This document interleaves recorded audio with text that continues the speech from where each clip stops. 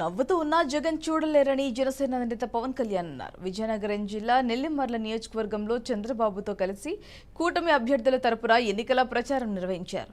ప్రజల భవిష్యత్తు కోసమే పొత్తు పెట్టుకున్నామన్నారు.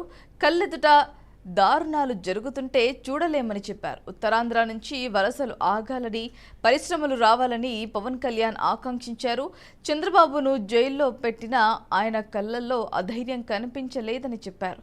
రాజకీయ పోరాటమే చంద్రబాబుకు తెలుసన్నారు. నెలమర్ల జూట్ మిల్ మూసివేసడంతో వేలాది మంది కార్మికులు రోడ్డున పడ్డారని ఆవేదన వ్యక్తం చేశారు. కేంద్రంతో మాట్లాడి జూట్ మిల్లు ఓపెన్ కోసం ప్రయత్నం చేస్తానని హామీ ఇచ్చారు.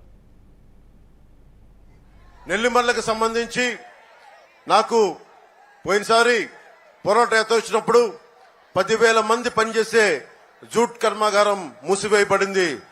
దీన్ని ఎవరికి చేసుకునే వాళ్ళు లేరు. అంటే ఈ రోజున పనిచేయడానికి మనుషులు ఉన్నారు. జూట్ ఉంది ఒకవైపు, కానీ ఎక్కడో బంగ్లాదేశ్ నుంచి ఇంపోర్ట్ చేసుకుంటా ఉన్నాం. ఒకవైపు పనిచేయడానికి కార్మికులకు లేదు, పండించిన పంటకి గిట్టుబాటు ధర లేదు. ఇవన్నీ ఎన్డీఏ ప్రభుత్వం రాగానే, తెలుగుదేశం, జనసేన, భారతీయ జనతా పార్టీ రాగానే దీన్ని జూట్ మిల్ ని ఇక్కడే ఉండేలా చేస్తాం, తెరిపించేలా చేస్తాం. అలాగే ఎన్డీఏ కూటమి ముఖ్య లక్ష్యం ప్రతి చేతికి పని, వయసు వచ్చిన ప్రతి యువతి యువకులకి పని కావాలి, ప్రతి చేనుకి నీరు కావాలి. ఇది జనసేన బీజేపీ ఉమ్మడి కూటమి లక్ష్యం. నెల్లిమర్ల మొట్టమొదటిగా పోయినసారి వచ్చినప్పుడు జగన్ రాగానే ఈ దేశం రాముని కొలుస్తుంది. రామాలయం లేని ఊరుండదు ఇక్కడ.